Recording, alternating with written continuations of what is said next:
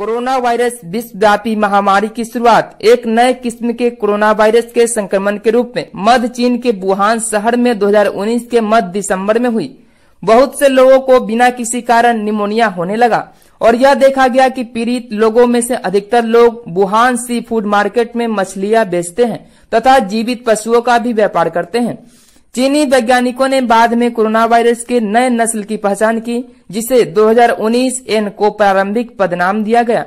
इस नए वायरस में कम से कम 70% वही जीनोम अनुक्रमण पाए गए जो सार्स कोरोना वायरस में पाए जाते हैं। संक्रमण का पता लगाने के लिए एक विशिष्ट नैदानिक पीसीआर परीक्षण के विकास के साथ ही कई मामलों की पुष्टि हुई। उन लोगों से हुई जो सीधे बाजार से जुड़े हुए थे।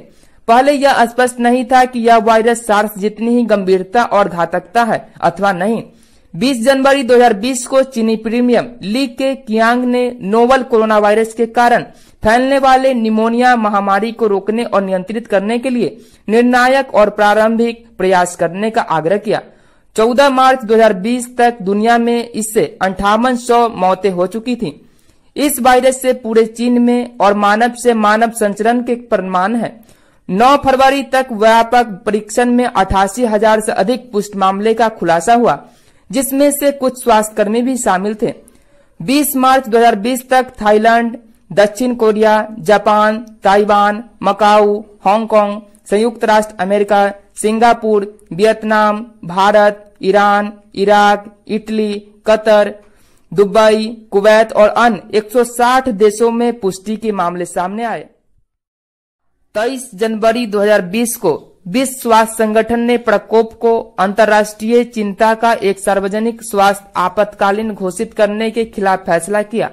WHO ने पहले चेतावनी दी थी कि एक व्यापक प्रकोप संभव था और यह चीनी नव वर्ष के आसपास चीन के चरण यात्रा सीजन के दौरान आगे संचरण की चिंताएं थी। कई नए साल की घटनाओं को संचरण के डर से बंद कर दिया गया, जिसमें बीजिंग के निषिद्ध शहर, पारंपरिक मंदिर, मेलों और अन्य उत्सव समारोह शामिल थे। रोग की घटना में अचानक वृद्धि के इस उद्यम वन्यजीवी व्यापार, वायरस के प्रसार और नुकसान पहुंचाने की क्षमता के बारे में अनिश्चितताओं से संबंधित प्रश्न उठाए गए। क्या यह वायरस पहले से अधिक समय से घूम रहा था और इसकी संभावनाएं प्रकोप एक सुपर स्प्रेडिंग घटना है? पहले संदिग्ध मरीजों का 31 दिसंबर 2019 को WHO को सूचित किया गया था।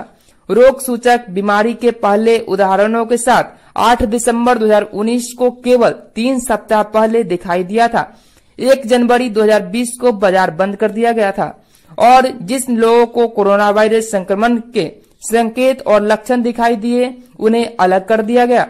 संभावित रूप से संक्रमित व्यक्तियों के साथ संपर्क में आने वाले 400 से अधिक स्वास्थ्य कर्मियों सहित 700 से अधिक लोगों की शुरुआत में निगरानी की गई।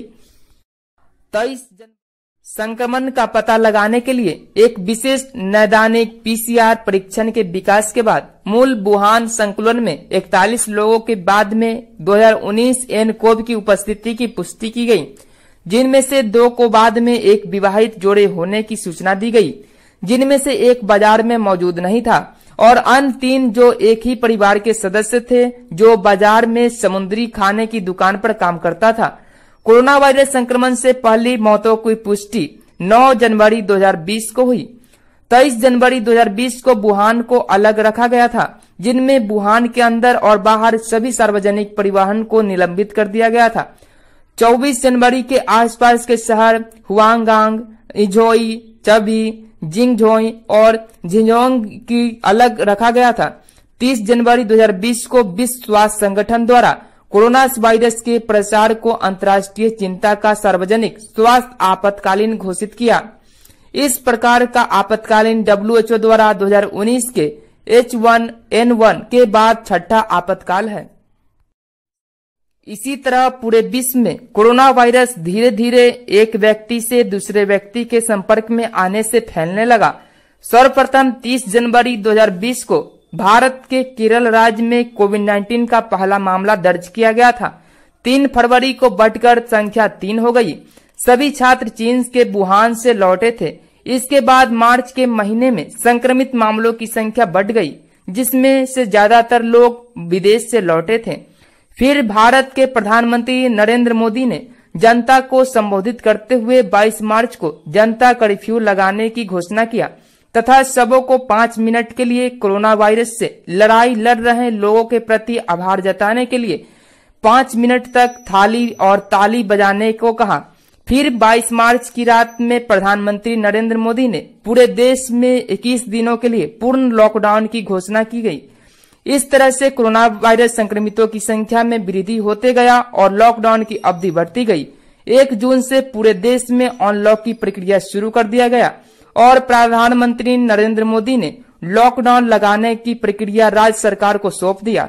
धीरे धीरे कोरोना वायरस काफी तेजी से फैलते गया और आज कोरोना वायरस संक्रमितों की बात करें तो पूरे देश में 24,61,542 हो गई है तथा 48,153 लोगों की मौत भी हो चुकी है। सरकार के द्वारा काफी बड़े बड़े फैसले लगाए गए, लॉकडाउन लगाया गया, लोगों को बेवजह घर से निकलने पर पाबंदी लगाया गया, सभी धार्मिक स्थल, पार्क, जिम, सिनेमाघर, विद्यालय, कोचिंग संस्थाएं आदि को बंद कर दिया गया। लेकिन कोरोना वायरस की कोई कमी नहीं आई और न ही किसी भी प्रकार के कोविड-19 की स्वदेशी वैक्सीन की खोज की गई है।